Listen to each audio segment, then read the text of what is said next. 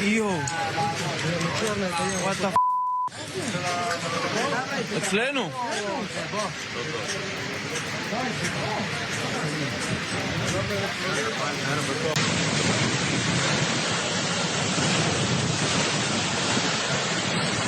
יו, נופל! שו?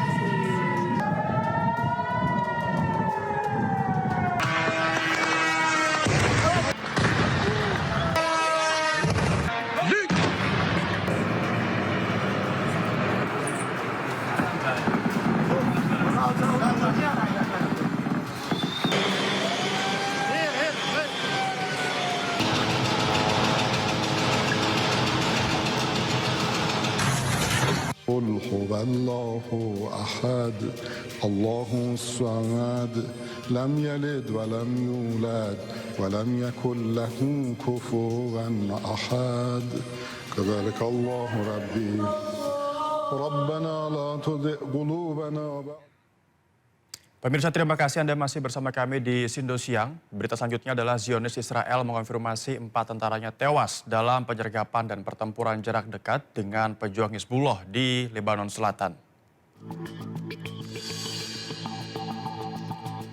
Penyergapan yang dilakukan Hizbullah terhadap Israel mengakibatkan sejumlah tentara Zionis lainnya dilaporkan luka-luka dalam pertempuran Senin kemarin.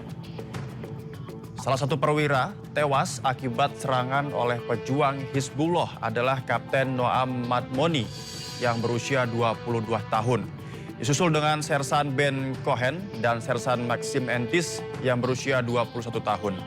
Sementara Israel menyatakan korban tewas keempat akan diumumkan kemudian. Keempat korban berasal dari unit pengintai Brigade Nahal. Selain korban 4 tewas, 2 tentara Zionis Israel dilaporkan luka berat.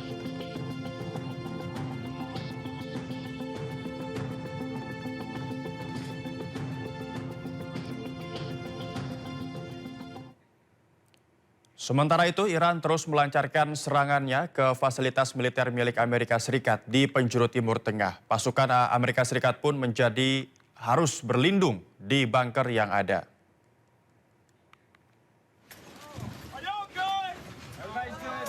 Inilah pemirsa, detik-detik saat rudal Iran menghantam fasilitas militer milik Amerika Serikat. Tentara Amerika Serikat harus berlindung di bunker yang ada untuk menghindari serangan Iran. Iran pun terus melancarkan serangan balasan ke sejumlah target militer milik Amerika Serikat di Timur Tengah.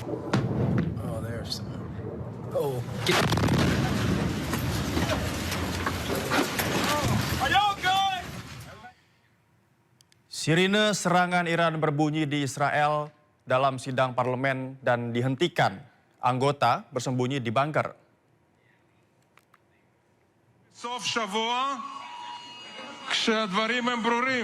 Serangan balasan dari Iran ke Israel memicu kepanikan di parlemen Israel atau Knesset. Para anggota parlemen menghentikan sidang dan segera berlindung di bunker setelah sirine berbunyi. Berdasarkan media Israel, sidang pleno yang tengah membahas anggaran ini langsung dihentikan dan siaran langsung yang ditayangkan pun terputus.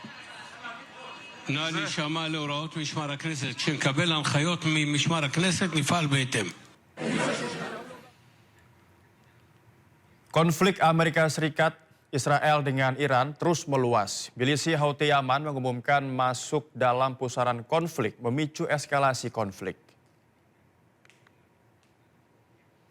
Setelah Iran menutup Selat Hormuz, kini giliran Houthi mengancam menutup Selat Bab el-Mandeb yang menghubungkan Laut Arab ke Eropa melalui terusan Suez.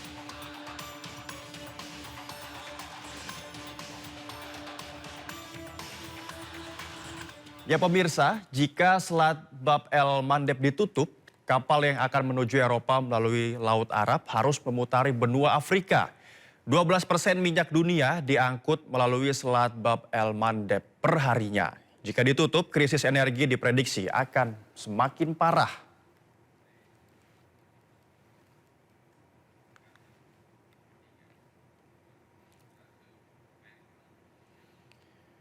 Amerika Serikat dan Israel membombardir situs nuklir di Isfahan, Iran. Serangan ini memicu ledakan yang cukup hebat.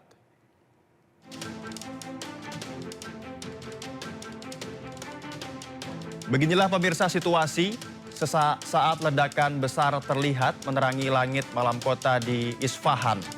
Serangan menargetkan depot amunisi utama di Isfahan. Amerika Serikat menggunakan bom penghancur bunker dalam serangan tersebut. Pada Selasa 31 Maret, Amerika Serikat dan Israel menyerang 3 kota secara bersamaan, Teheran, Isfahan, dan Zanjani.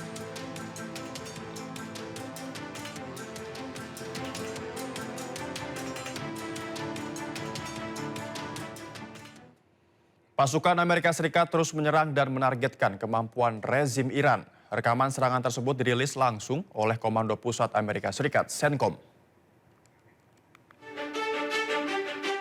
Komando Pusat Amerika Serikat CENTCOM merilis rekaman baru pada hari Selasa yang menunjukkan pasukannya diduga menyerang target-target Iran. Rekaman tersebut memperlihatkan serangan yang mengenai sebuah truk, kendaraan, dan pesawat terbang. Tanggal dan lokasi pasti belum dapat diverifikasi secara independen. CENTCOM melalui akun resmi media sosial X menyatakan bahwa pasukan AS terus melenyapkan kemampuan rezim Iran untuk memproyeksikan kekuatan secara signifikan di luar perbatasan Iran. Diketahui konflik di Timur Tengah antara AS, Israel, dan Iran terjadi lebih dari 1 bulan sejak 28 Februari dan masih berlangsung hingga kini.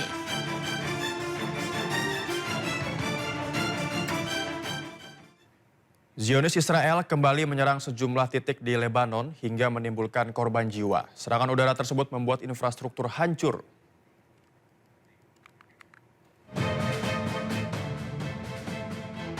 Ledakan besar terekam CCTV di daerah Al-Rihab di pinggiran selatan Beirut. Kepulan asap membubung tinggi akibat serangan udara Israel. Kementerian Kesehatan Lebanon melaporkan bahwa 1 orang warga sipil syahid dan 17 lainnya terluka. Sementara di kota Hanawiyah ditiris sejumlah bangunan hancur. Kendaraan-kendaraan terbakar usai pesawat tempur menyerang kota tersebut dan menimbulkan korban jiwa. Tentara Israel mengkonfirmasi serangan terhadap infrastruktur Hizbullah di seluruh Lebanon yang memicu peringatan evakuasi baru bagi penduduk di beberapa lokasi.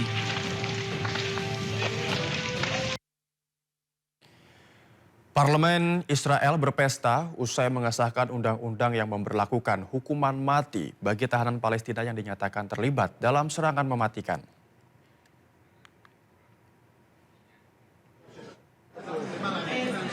Anggota Parlemen Israel merayakan pengesahan undang-undang yang memberlakukan hukuman mati bagi tahanan Palestina yang dinyatakan terlibat dalam serangan mematikan di tepi barat.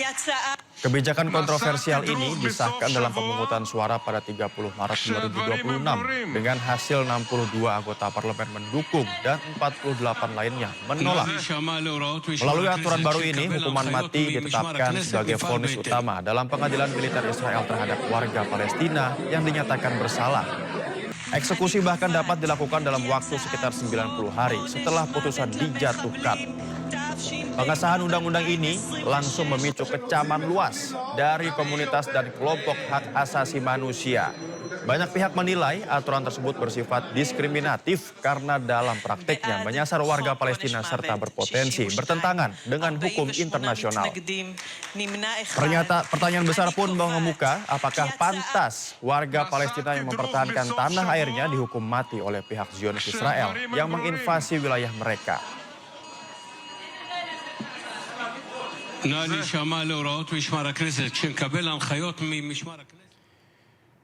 Arab Saudi resmi mengaktifkan kapasitas penuh jalur pipa minyak Timur Barat guna mengamankan ekspor energi menuju wilayah Laut Merah. Langkah strategis ini diambil sebagai jalur alternatif utama setelah Iran melakukan blokade total terhadap Selat Hormuz yang melumpuhkan jalur perdagangan minyak dunia.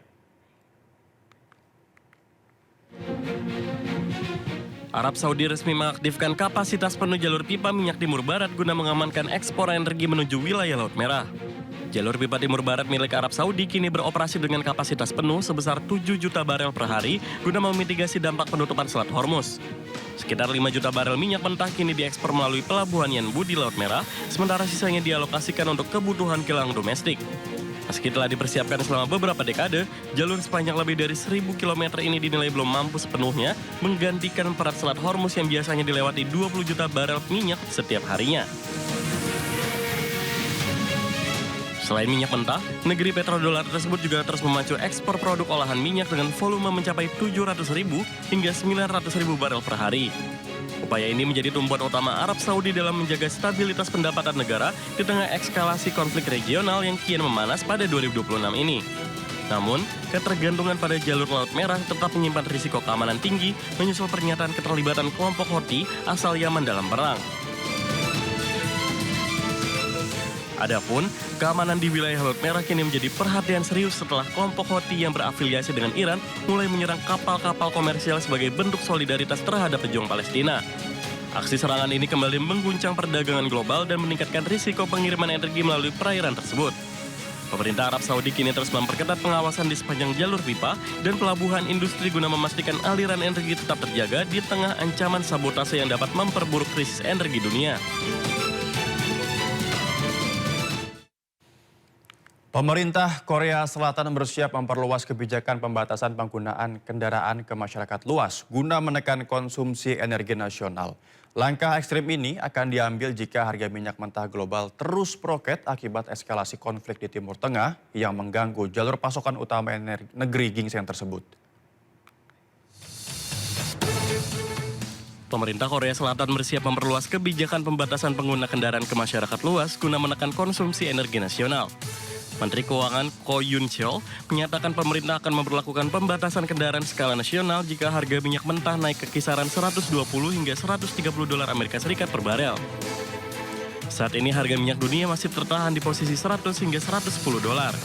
Korea Selatan sangat rentan terhadap fluktuasi harga karena mengimpor sekitar 70% kebutuhan minyak mentah dari Timur Tengah, sehingga stabilitas pasokan bahan bakar menjadi prioritas utama pemerintah pada 2026 ini. Jika kebijakan ini terwujud, maka ini akan menjadi pembatasan energi skala besar pertama bagi masyarakat Korea Selatan sejak Perang Teluk tahun 1991 silam. Saat ini, sistem rotasi 5 hari berdasarkan nomor plat kendaraan baru diberlakukan secara terbatas untuk sektor publik. Pemerintah juga mempertimbangkan opsi tambahan pemotongan pajak bahan bakar guna meringankan beban ekonomi masyarakat jika peringatan krisis energi harus dinaikkan ke tingkat tertinggi. Upaya penghematan energi ini turut mendapatkan dukungan dari perusahaan raksasa seperti Samsung Electronics dan SK Group yang mulai mendorong karyawan mereka mengurangi penggunaan kendaraan pribadi. Para pejabat dan anggota parlemen juga gencar mengampanyekan penggunaan transportasi umum serta sepeda melalui media sosial sebagai contoh bagi warga. Langkah kolektif ini diharapkan mampu menjaga ketahanan energi nasional Korea Selatan di tengah ketidakpastian geopolitik global yang kian memanas.